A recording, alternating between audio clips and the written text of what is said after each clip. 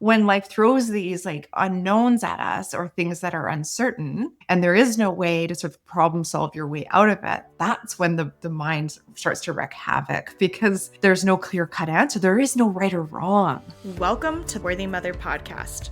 I'm your host, Emily Hardy, a mom of two on a mission to help moms everywhere feel less alone. This is not a parenting podcast. Instead, it's a space for pushing back against societal expectations of perfection and embracing self-compassion in your motherhood journey. Let's get into it. Any overthinkers tuning in today? This one is for you. This is the second episode being released during Maternal Mental Health Month, and today I'm joined by Dr. Kristin Calverley, a mom of two who is also a licensed clinical psychologist who specializes in helping anxious moms get out of their heads. Dr. Kristen, welcome to the podcast.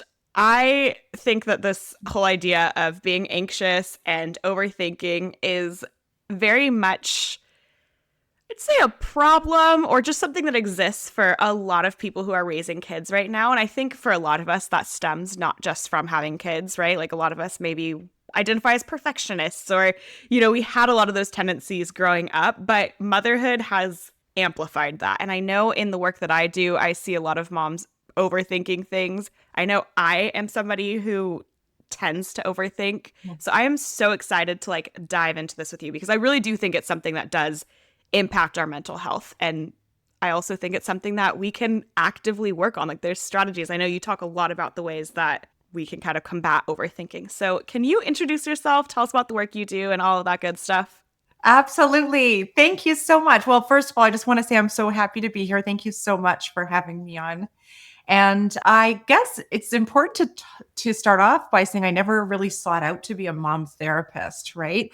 So I trained as a clinical and a health psychologist working with medical issues with adults, but I had such a range of experiences working with people of all genders and all orientations. But then life kind of shaped me. So one of my first jobs was working in the NICU with reproductive clinics in hospitals. So working with women on bed rest in the hospital on antepartum units, and then working in the postpartum units and seeing moms right there with their babies, 2 days in, that kind of thing. And so that's when I really started to sort of fall in love with this population and recognize that maternal mental health really is unique and that there's very special, important factors in terms of mental health in this season of life. So that's sort of where it all started for me. But then over the years, I sort of expanded, deviated. I worked in inpatient facilities, other hospital units, also outpatient clinics, rehab settings. But then I kind of came back to OB-GYN and high-risk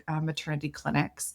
But really, it was COVID and shifting completely to a private practice. I'd been dabbling in private practice for about a decade before that, but because of myself becoming a mother, that really prompted me to seek out more flexibility, right? I just felt overloaded and felt like I couldn't manage balancing a career at that pace and my home life, and nothing like a pandemic to kind of skyrocket that. And so I started working just completely remotely and completely privately in my own clinic. And I noticed that the women that I was seeing was predominantly women were all going through similar things, right? And so it started to come to light for me, even personally, how this epidemic of being overwhelmed and having this disproportionate share of the load was such a thing.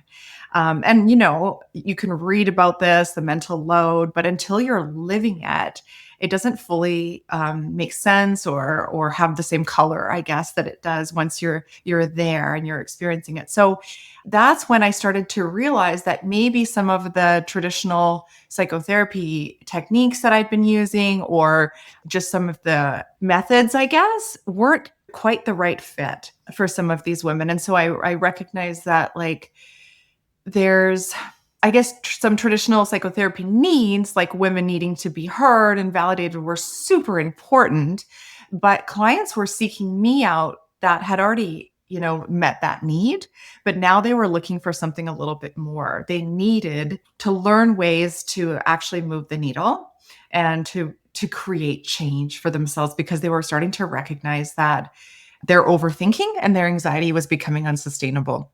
And so as you introduced me, I noticed how you mentioned like some people are maybe wired this way. Right. And so I do want to kind of comment on that Yeah. there are people for sure that will tell me that they've been dealing with this lifelong. But across the board, what we see is that having kids then really, tips the scales. It's just this added load and added amount of things that we're responsible for and having to multitask and navigate that then creates that unsustainable pattern for women. Yeah, there is so much that I want to say, and I'm going to try and like kind of bottle it up. But I think something that I have found really interesting being a mom who deals with anxiety, but who came into motherhood with like feeling anxious in life, right? Mm. And I found some strategies to like deal with things and work through things. But I think what's so interesting is that, and again, I'm going to try and say this like carefully, but there are things that cause legitimate anxiety and things that are really hard to make decisions on. Like the overthinking really makes sense, right? Like Mhm. I think about the pandemic and the decisions we had to make there. And we talked about that on last week's episode a little bit, like parenting through the pandemic, how it's so legitimate, the reasons why we're overthinking things. But I think what happens in motherhood, and I'm hoping you can speak to this, is that we can start overthinking everything, even the things that actually maybe we don't have to. And if we really stopped, we wouldn't be. And that anxiety can kind of pile on. And there can be things we're worried about that I don't want to say they're not legitimate because that isn't true. I think anything that you feel is legitimate. It's just more of like, this isn't the thing I should be worried about right now, but I am because there's so much of it. Do you have thoughts on that? Is that something you see? Would you agree? Yes, absolutely. So I do think that there's different types of overthinkers. So some people will go through episodes when something big and legitimate is happening, right? For instance, your employer has stated that there's inefficiencies and they're going to be cutting back, and you are concerned your job's on the line, right? I think that's a pretty normal circumstance to, stay up late in your own head and be kind of fretting about those sort of things, right? What I think you're alluding to is what I often see in my day to day work, where women are sometimes dealing with these big things that are very realistic, but often they're also pulling in all these other bits that everyone around them is saying, relax, don't worry, not a big deal. It's going to be okay. And those words of reassurance just don't really help. They help momentarily, right? But then a few hours later, we're just back at square one. And what also is part of this is that it's become a habit. So our brain has now kind of consolidated this idea that I need to be scanning and on the lookout for danger. And it's such a primal thing, right? Becoming a mother and being responsible for vulnerable young ones, that I think that that's already reinforced. And we can talk a little bit about postpartum and how there's scary thoughts, right? Suddenly we're attuned to this danger out there that didn't really come onto our radar before that. There really was no need for it. Yeah, let's get into that because I know for me, that's like, it was in postpartum. I was diagnosed with postpartum anxiety, and it was the first time in my life I had a diagnosis, and the first time in my life that I like actively did something to work on my anxiety.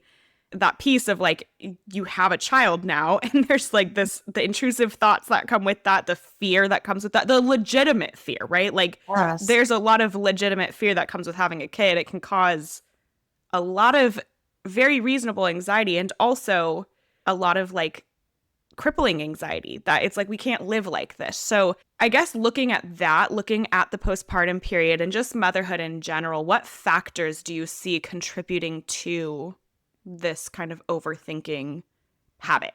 Sure. Hard to sort of sum it up in one or two sentences, but I guess I will start off by saying that it's really normal for all humans to have intrusive thoughts, and all mothers and fathers. So we know that in the first month postpartum, mothers and fathers are having unwanted, intrusive, scary thoughts, right? Am I going to drop the baby? Is my baby going to stop breathing? These sort of things, right? And The research shows about 95% of parents will actually report that. About 70% will report that they're actually harming their child, not wanting to. It's distressing to have these kinds of thoughts. So it's normal to have the thoughts, just as it's normal to overthink from time to time. What distinguishes having the thoughts or having an episode of overthinking versus maybe what I'm equipped to treat people for is that you're right. You use the word crippling, right? That it becomes distressing, it becomes impactful, and it sort of sticks around. So, usually after a couple of months, those thoughts should be sort of transitioning out of our awareness or coming in, but we're sort of like, oh, that was weird. And then we just sort of carry on with our life, right? But when it's like, oh my gosh, why am I thinking this? Why can't I stop? And we start even shaming ourselves, that's when it kind of solidifies and becomes part of a cycle. Right. And then as you're saying, then why not? Let's just pull everything else in since I'm already in this worked up state.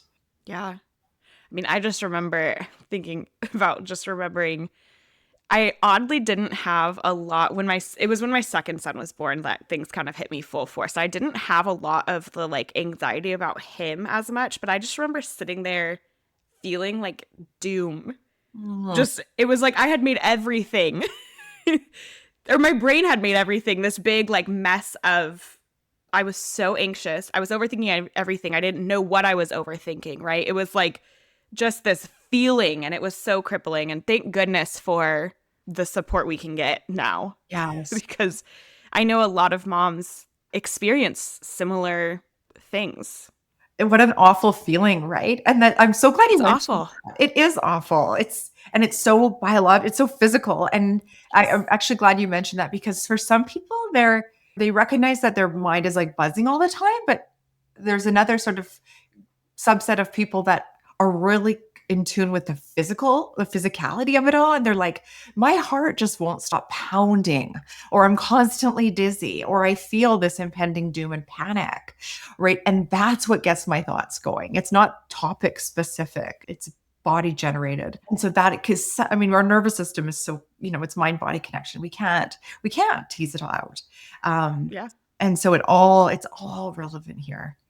So something I'm curious about is how overthinking impacts self-trust. Because I think so often we go to this place and like you said, this habit of overthinking because we feel like if we just think through it more, we're going to get the right answer. I don't know what exactly we think, but it's like, I have to keep thinking about this. I have to figure it out. And I know for me, that's made it really hard in certain situations. I think about like, if you aren't sure if you need to go to the ER, let's say with your kid. I know that's something that like I've come across and I see it in Facebook groups all the time.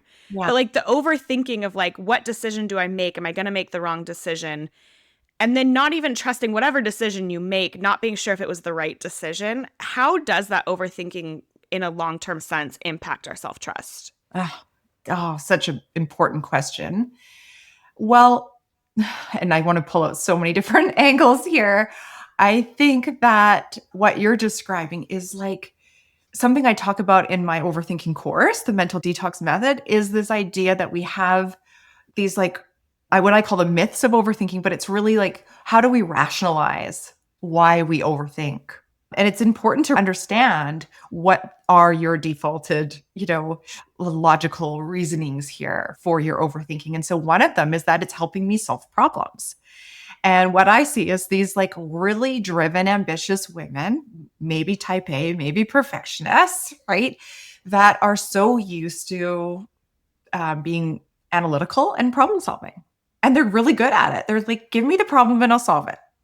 End of story, right? Just tell me what to do. And I'm super good at executing things, right? They're just like on it. And so when life throws these like unknowns at us or things that are uncertain, and there is no way to sort of problem solve your way out of it, that's when the mind starts to wreak havoc because there's no clear-cut answer. There is no right or wrong.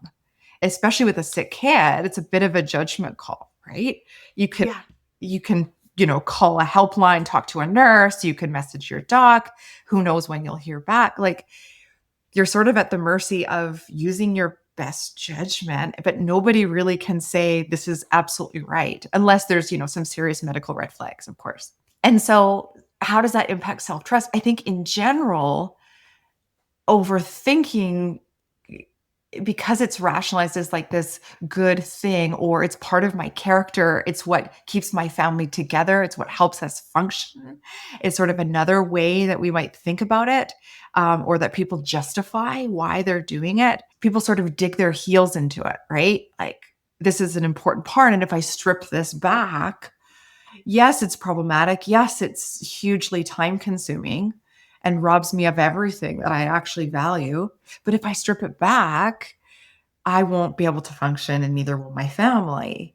And so it's hard to sort of trust your own judgment, right? And similarly, when we're in the throes of overthinking, we also feel so out of control. Like, we feel like, here I am, this very competent woman that, excels in my working life or in these other areas socially or what have you. But here I am sitting in my bedroom at night. No one knows this part about me. There's a lot of shame. But here I am, unable to make this one decision or unable to tune this out. And I think that over time really erodes our sense of confidence. Yeah. Okay, I'm so curious because you said that did you say one of the causes of overthinking or like one of the reasons we overthink is the problem solving? Yeah, so I think it's what sort of generates it for many people, right? Is this idea that if I just spend more time on this issue cerebrally, Yeah. right, cognitively, that will bring me closer to a solution. And doesn't that seem sensible in some ways? Here's my problem. I'm so used to A plus B equals C, but here I am now, and like, I'm trying to do this in my head and I haven't got there yet. But it might be some what if thought.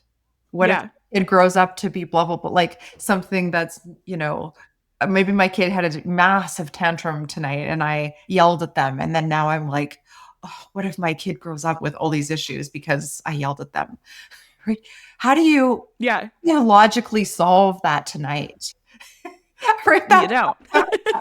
Resolved, and yet our brain is like scanning and trying to gather the data. We might bring back some memories. Well, remember that time that I did that. Well, maybe that, and maybe this, maybe I can do this differently, and we just like go down these rabbit holes. Yeah. And so what we know is it actually doesn't help us solve problems. In fact, it limits and impairs our ability to. Absolutely. Similarly, like if I'm thinking about, doing something at work and I'm being really hard on myself, like, oh, what if I don't do this properly? Or what if people are going to judge me for this? Doing that, the amount of time probably that I'm going to spend on those sort of thoughts are, blocking me from getting down to business. So it's like impairing my productivity and it's probably going to impair my performance. I'm so consumed with doing well that it's actually sabotaging my success. Yeah. Okay, so I definitely relate to that so much. I mean, I'm just thinking about like sending an email and you like if I just think about like how to word the email and I just keep thinking about it, maybe it'll come to me and I'll be able to send it's like it's just an email. Like but that's kind of the overthinking that I tend to do. And I'm curious, you alluded to there being other things that can generate overthinking and I'm curious what those things would be. Yeah. So some of it is biological, right? Some people might say I've been like this since I was born and my mom's like this, my grandma's like this, whatever, you name it, right? So there can be certainly like a biological underpinning for anxiety, but there's also that environmental piece. And so again, the habits get reinforced. So just like I was talking about with postpartum OCD or the scary thoughts, the intrusive thoughts that we can have in early motherhood, right? That it's normal to have those kinds of thoughts. But then behaviorally, what we can do is sort of inadvertently reinforce them by latching on to it, making something seem more important than it is. Like, oh my gosh, what if I sent the wrong message in this email? And then we tend to do certain classic kind of behaviors where we reinforce the whole cycle. So I might do things that avoid the struggle in my own mind. So like, oh, this feels so stressful trying to think about the email. So what do? I grab my phone and start scrolling. Mm. Again, doesn't that seem like a sensible thing to do? Like, hey, I'm just putting pause on this pattern. But what that's actually doing is sort of telling myself, like, I can't handle that. That's a bad thing to feel distressed and anxious. And so it almost makes it bigger than it needs to be. And so in so many ways, the ways that we start off responding really shape those habits going forward. And That's really interesting. yeah, and so that's why I love the work that I do so much, because I feel like it's a habit, just like biting your nails, right? You can learn to undo habits. And sometimes it feels automatic, right? Like, so a lot of people will say, I don't even realize I'm overthinking until I'm an hour in or 20 minutes in. But that's just because there's sort of these automatic things that get instilled in our brain with habits. But we can start to work backwards. Okay, so we're interrupting it at an hour in, then we're interrupting it 20 minutes in, then we're starting to pull back and work towards prevention. Okay. So obviously when you're working with somebody like in a one-to-one therapy capacity dealing with breaking those habits, there's probably a lot to it. Right. But can you kind of give us some tips or advice or places to start when it comes to this? Because I'm sure there's a lot of people listening who are like, oh, you can start to break those habits. How?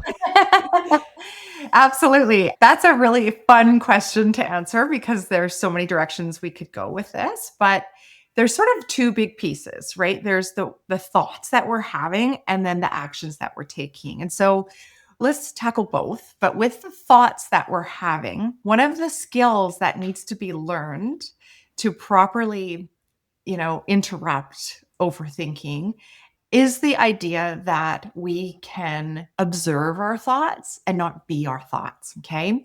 So that draws on the foundation of what's referred to as mindfulness. And most people have heard of mindfulness, right? It's super popular nowadays, which is great. Lots of apps out there, all kinds of resources.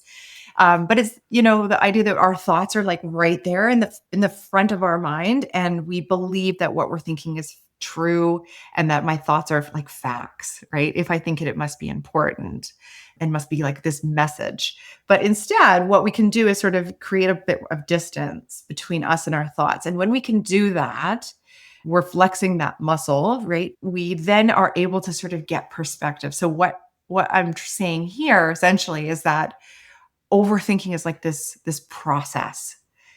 And sometimes the words themselves actually don't matter, right?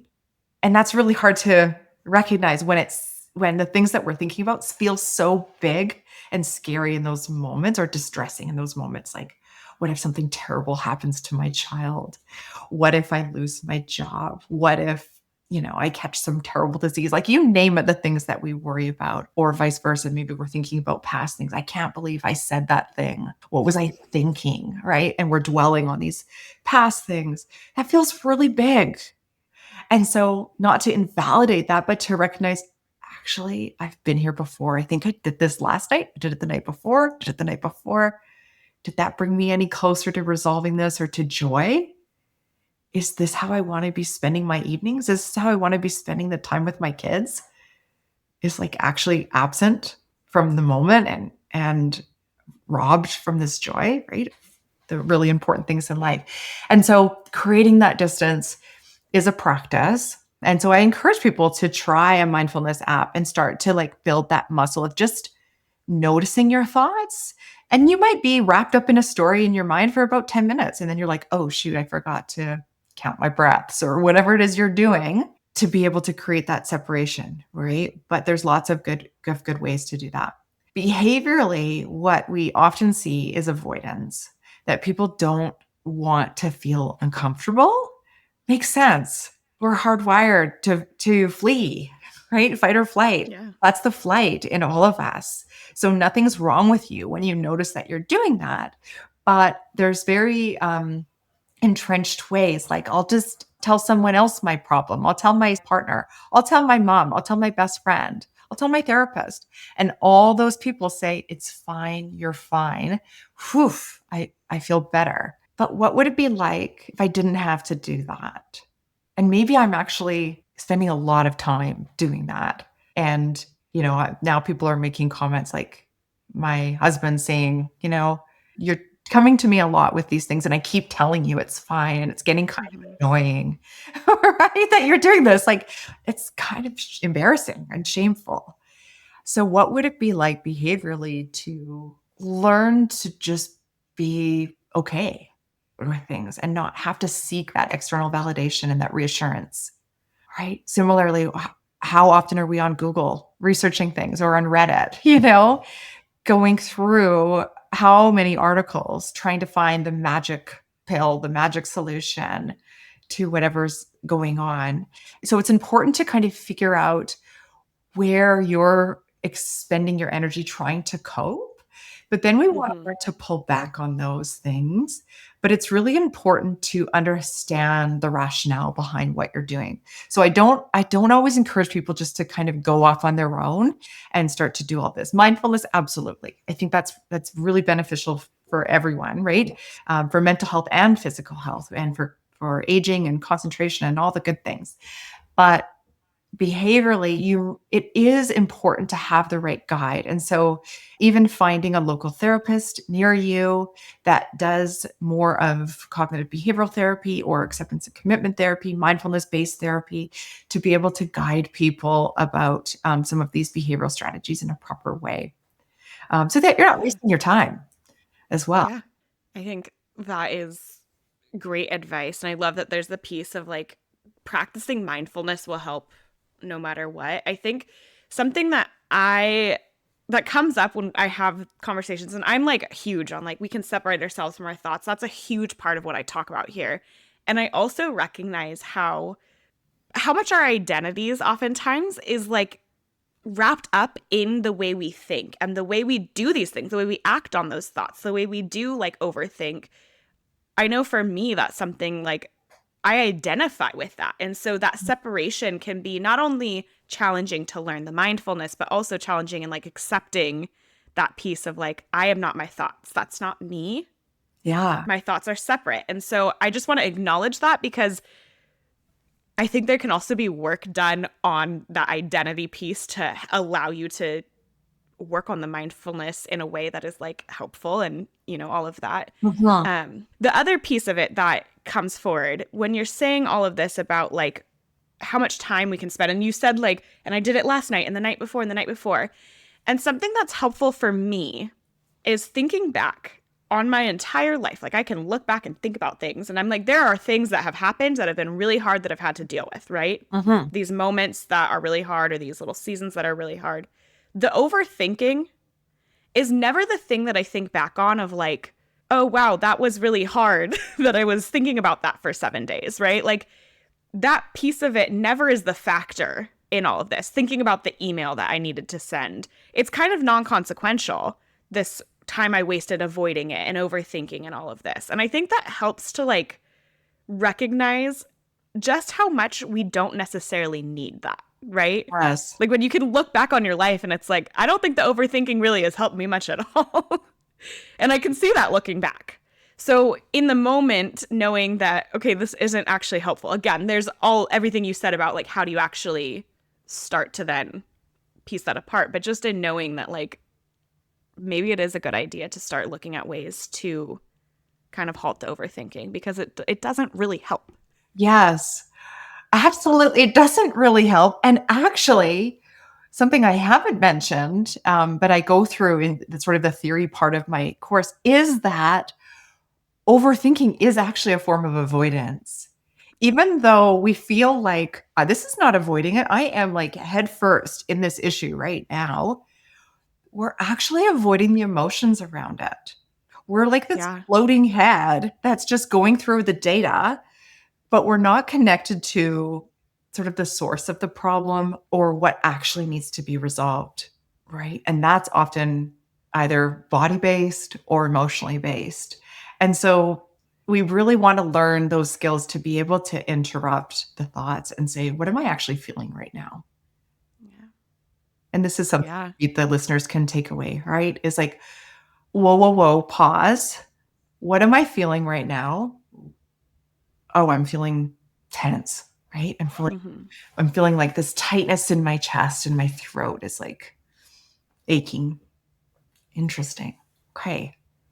And what would I call that? Stress, overwhelm, guilt, anxiety, pressure. So label it.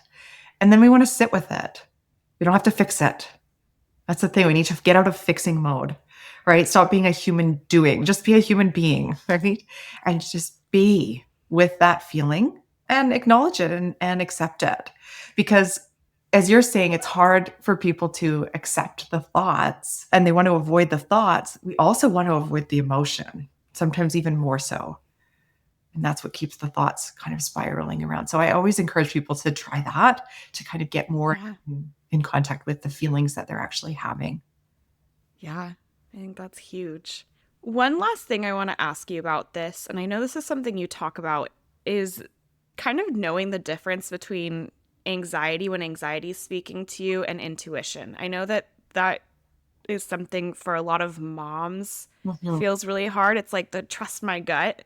Well, I trust my gut. Okay, that's really difficult when I have anxiety. Exactly. Because I don't know what my gut is. So can you speak to that and just like maybe give us some guidance on how to know the difference? Absolutely. I love talking about this because this comes up all the time that women with anxiety don't know what is anxiety and what is a gut feeling because they have feelings all the time and they have this sort of this doubt that's casting on so many situations. And so there is this like mental wrestling with, well, how do I know if I should pay attention to this one or that one? And what if I ignore this or interrupt this cycle of thoughts, and then I'm like missing out on something really relevant and important that I wasn't, heeding the warning kind of thing.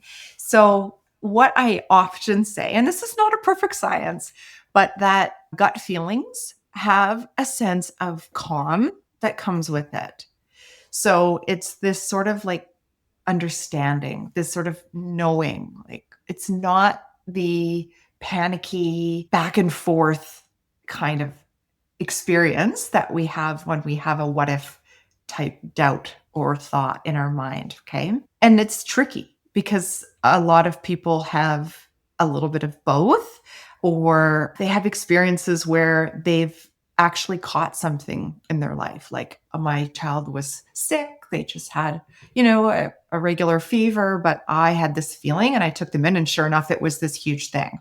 Yeah. Right. And so then they draw on that experience, but then they also, it's compounded by this, like, what if that happens again? So sometimes it gets missed, like the anxiety gets missed and it's sort of lumped under this all must be relevant and important. But I do think that it's important just to recognize that even if it's like bad news, there's often a sense of calm that accompanies. Yeah. And anxiety is anything but calm.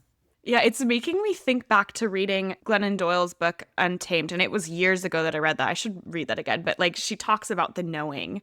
And it is, like even if it's something that's like scary, that kind of like it's just a deep knowing. It comes with that calm. And I see like what you're saying there, like you can have though the overthinking about that feeling, which complicates it. Yes. But that underlying just feeling of like knowing or like sensing, that's very interesting, and I appreciate that. And I think that's something that probably most of us can take into our lives and just start to like tune into the mindfulness around listening to how you're experiencing a thought or how you're experiencing like just the sense of what's going on. Is it calm? Is it like deep and knowing, or is it like panicked and up here? That's really helpful, so I appreciate that. Well, good. And I guess I'll just add it, not in an Yeah. ending doom kind of way. Because when people have that sense of doom or dread, that could, I guess, in some ways could be seen as this deep knowing. Like, I don't know what it is. I just know something bad's going to happen.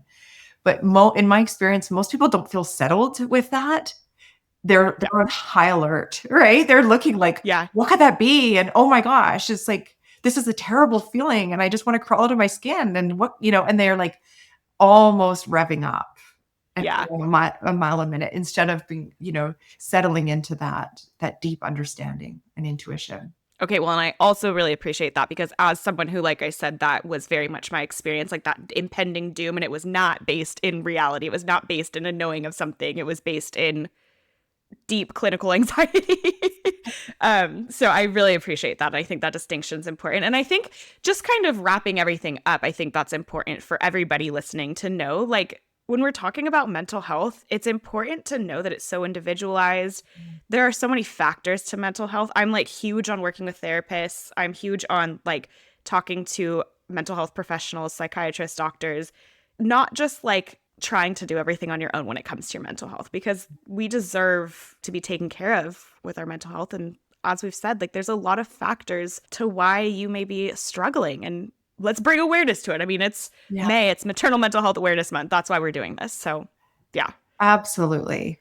I preaching to the choir and motherhood, right? Like it is Yeah. such a wonderful, life-changing and challenging part of our lives. And even if you're not clinically diagnosed with a mental health issue, it's still really important to feel like you're thriving and to recognize that you don't need to go it alone. Yeah. It's extra important to build your community and build your support system, no matter how bad your struggles are or your overthinking is. Absolutely. Dr. Kristen, at the end of these episodes, I love to ask guests about self care and caring for ourselves. Particularly as moms, I think it can be really challenging to care for ourselves and to know what that even looks like, what that even means. So I would just love to know how you take care of yourself and if you have any tips for moms to make sure they are also taking care of themselves as well. And knowing that we're all a work in progress here. Well, that's right. Work in progress for sure. It is very fluid, right? It's changing all the time. I think Yeah. I am part of the masses where I will be on a good streak and then all of a sudden I'm completely overloaded and overwhelmed. And so, I put a lot of value in nutrition and exercise, but I recognize too that there are times where that's not an option. Like when we're super, super busy, who has time to work out? And I really sometimes I cringe a little bit at the idea even of self-care because it's like, oh, just have a bubble bath or these like luxurious things, go to the spa, but it's not reasonable and realistic. And again, maybe won't move the needle. So something I really work with a lot of my clients on and that I also try to adopt for myself, but again, definitely work in progress, is things like boundaries. All right. Learning to say no for things that don't feel right, even relationships that don't feel right. That doesn't mean necessarily eliminating people out of your life, but containing it in a way that's going to work for you. Things like assertiveness, speaking up for yourself, stopping people pleasing, right? Making sure that your needs are in the mix. And again, I'm not talking about bubble baths, but I'm talking about your voices being heard and that you're allowing yourself to be a part of the discussions and recognizing that you do have needs and that you are important and worthy. And then things like delegating, right? Asking for help. That's a big one. I see that a lot. It's really hard for many moms to ask for help. They just don't want to be a bother, or they're like, I'm so competent. I'm so used to doing these things, or even sometimes the mentality of, I probably do it better and more efficiently, so I'll just do it. But then that just leads to burnout and resentment, Yeah. and it's not good for anybody. And so even preemptively delegating or offloading or saying no to things, I think can help create this picture of self-care that we also desperately need.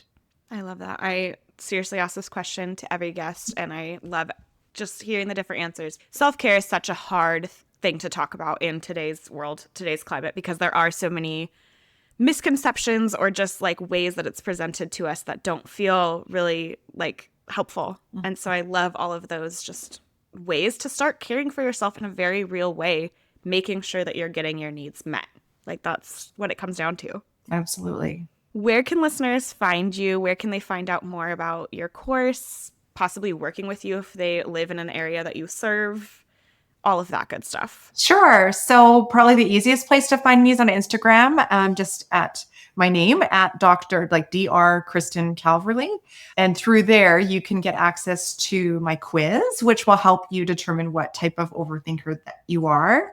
And the results of the quiz then lead you to a personalized pathway. So if you're sort of in this more moderate category of overthinking, then you have different needs than someone that's doing it chronically and that really needs a different pathway, right?